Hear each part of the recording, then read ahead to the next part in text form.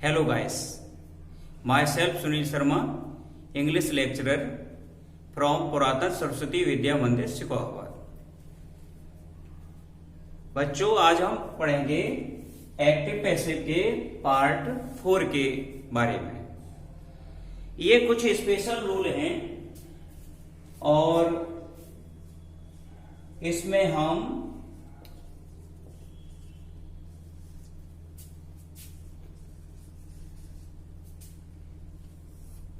सम special rules. Active passive में हम जो न्यू ऑब्जेक्ट आता है पैसिव में बनाते समय, उसमें हम जो सब्जेक्ट होता है उसे ऑब्जेक्ट में चेंज कर देते हैं और न्यू ऑब्जेक्ट से पहले प्रीपोजिशन बाय रखते हैं। लेकिन कुछ वर्ब्स ऐसी होती हैं जिनमें हम प्रीपोजिशन बाय का यूज नहीं करते, उनके आगे हम अन्य जो अदर प्रीपोजिशंस हैं उनका यूज करते हैं। तो let's see.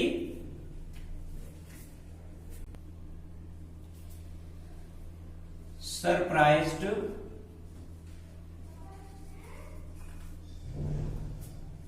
Astonished,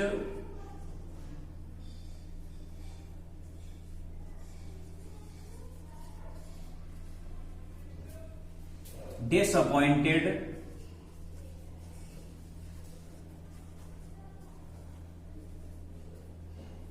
distressed,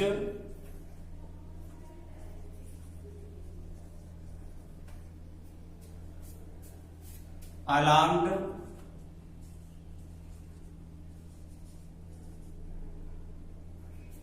surprised, astonished, disappointed, distressed, alarmed और displeased।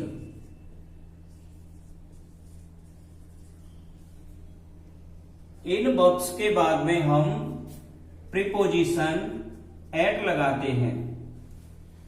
तो ध्यान रखना है हमें कि इन वर्ब्स के बाद में हम प्रीपोजिशन बाय नहीं लगाएंगे, एट लगाएंगे। इसका एक एग्जांपल देखते हैं। एक्टिव में his manners,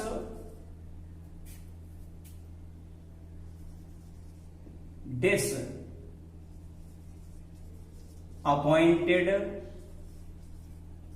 me, his manners disappointed me। Passive में चेंज करेंगे, मी ऑब्जेक्ट है, आगे लाएंगे, आई हो गया। हमारा जो सेंटेंस है वो है पास्ट इंडेफिनिट टेंस में, मेन वर्ब की सेकंड फॉर्म आई है। तो पैसिव में चेंज करते समय हेल्पिंग वर्ब वाज आ जाएगी। I was disappointed, am be third.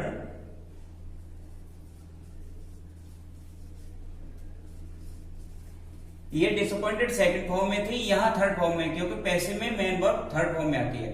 I was disappointed. अब हम यहां पर प्रीपोजिशन बाई लगाते थे, या बाई नहीं आएगी, क्या आएगी? At his manners. I was disappointed at his manners. तो इस तरह से इन वर्ब्स के बाद में हम एट का यूज करते हैं। एक एग्जांपल और देख लें आप।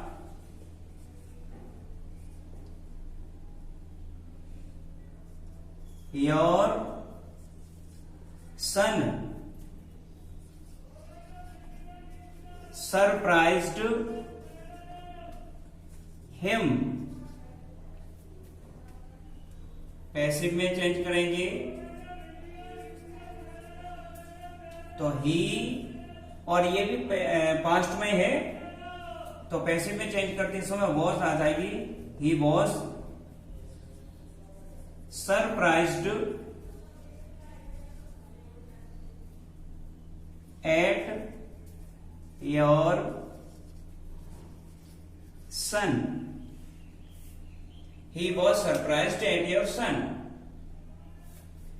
तो जब भी surprised, astonished, disappointed, distressed, alarmed और डिस्प्लीज्ड ये वर्ब्स आती हैं तो हम जो प्रीपोजिशन लगाते हैं पैसिव में वो आता है एट। सेकंड में देखें आप, प्लीज्ड, डिसगस्टेड,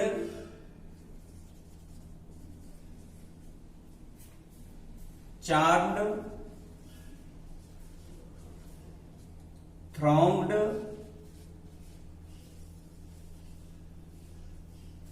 lined। इन वर्ब्स के बाद में हम प्रीपोजिशन विद लगाते हैं।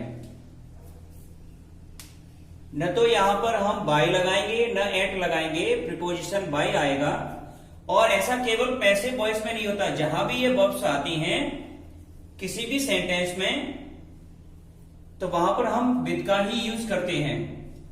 तो pleased, disgusted, charmed, thronged, lined. एक वर्ब और है सेटिस्फाइड। सेटिस्फाइड। तो इन वर्ब्स के बाद में हम प्रीपोजिशन विद लगाते हैं। एक एग्जांपल देखते हैं इसका।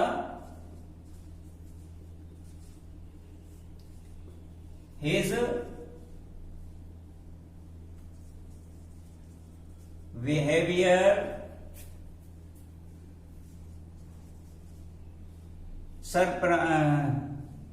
नहीं, हिज बिहेवियर प्लीज्ड मी। हिज बिहेवियर प्लीज्ड मी। पैसिव बनाएंगे, I was pleased with his behaviour. Sentence हमारा बनेगा I was pleased with his behaviour. तो यहां पर आपने देखा कि बिहेवियर इससे तो चाहे प्लीज्ड आए, डिस्कस्टेड आए, चार्म्ड आए, थ्रॉन्ग्ड आए, लाइन्ड आए या सेटिस्फाइड आए, इनके बाद में हम विद का ही यूज करते हैं। प्रीपोजिशन यहां पर बाय नहीं आएगा, विद आएगा। नेक्स्ट अब हम देखें आगे, तो थर्ड नंबर पर non. Non and obliged. Non और ऑब्लाइज्ड के बाद में जो हम प्रीपोजिशन लगाते हैं वो आता है टू। तो यहां पर टू आना चाहिए। ये नॉन वाला सेंटेंस बोर्ड एग्जाम में कई बार आया है, हाई स्कूल बोर्ड में भी आया है। एग्जाम्पल में देखें, ही नोज मी। तो इस सेंटेंस को पैसिव में हम चेंज करेंगे, तो बी को आगे लाएंगे, आई हो गया। टेंस है वो प्रेजेंट इंडेफिनिट में है, वर्ब में एस आया है। आई के साथ एम आता है, आई एम। नो की थर्ड फॉर्म हो जाएगी नॉन, और इसके बाद में प्रीपोजिशन आएगा टू। तो ये टू आएगा यहां, I am known to him. यहां पर हम बाई नहीं लगाएंगे। अगर हम बाई लगाते हैं तो हमारा सेंटेंस इनकरेक्ट होगा। तो नॉन और ऑब्लाइज्ड के बाद में हम प्रीपोजिशन टू लगाते हैं। यदि आपकी वर्ब कंटेंट आए या फिर इंटरेस्टेड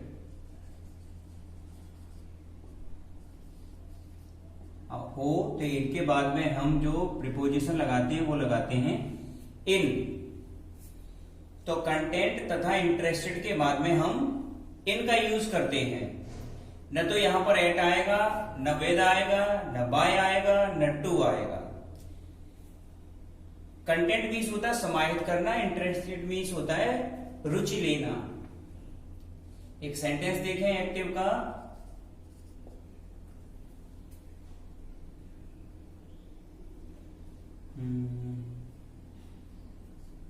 दिस बुक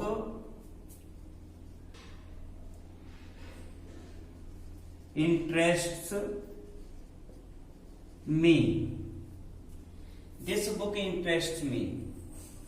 कैसे बनाएंगे इसका, मी को आगे लाएंगे, आई हो जाएगा, प्रेजेंट इंडेफिनिट है, एम आ जाएगा, I am interested in this book, I am interested in this book. इस सेंटेंस में जो इंटरेस्ट वर्ब है उसके बाद में हमने इन लगाया है। तो ये हमें कंफर्म होना चाहिए कि कौन सी वर्ब्स के साथ में कौन सा प्रीपोजिशन आएगा। अगर आपका सेंटेंस आप समझ नहीं पा रहे हैं, तीन पहचान हमें करनी है। फर्स्ट, ऑब्जेक्ट कौन सा है, सेकंड, टेंस कौन सा है और उसकी हेल्पिंग वर्ब क्या आएगी पैसिव में, और थर्ड प्रीपोजिशन क्या आएगा, ये हमें पता होना चाहिए। नेक्स्ट देखें, यदि आपके जो एक्टिव वॉइस का सेंटेंस है उसमें हेल्थ आ जाए या हेल्थ के साथ में वरी है, तो जो वरी वर्ब होती है तो वरी को थर्ड फॉर्म वरीड कर देते हैं। वरीड के बाद में हम अबाउट का यूज करते हैं। ये भी बोर्ड में आया है, योर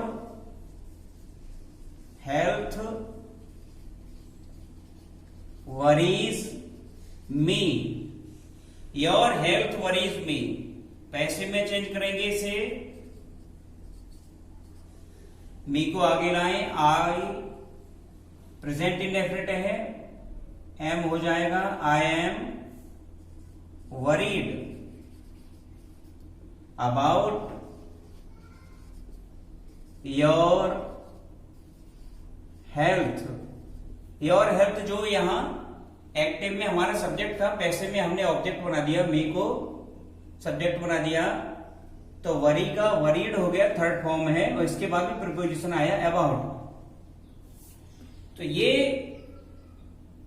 वर्ब्स हैं कुछ जिनके बाद में जो प्रीपोजिशन आता है वो प्रीपोजिशन हमेशा हम उसी वर्ब के साथ रखते हैं।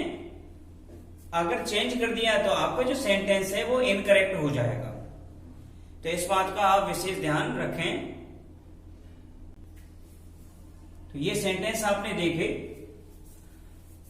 कल हम एक पार्ट है इसका स्पेशल रूल्स वाला, उसे हम स्टडी करेंगे और सभी लोग इनको ध्यान से देखें, ध्यान से पढ़ें। नोटबुक पे आपने नोट कर लिए होंगे और सभी लोग जब भी वीडियो देखा करें तो अपनी नोटबुक जरूर रखा करें, जिससे वीडियो तो चलो आपके पास सेव है, लेकिन अगर रिटेन वर्क आपके पास रहेगा तो आप नेट नहीं हो या और भी कोई प्रॉब्लम है, आपके पास मोबाइल नहीं है, तो कम से कम आपके पास नोटबुक तो है जिसमें आप देख सकते हैं।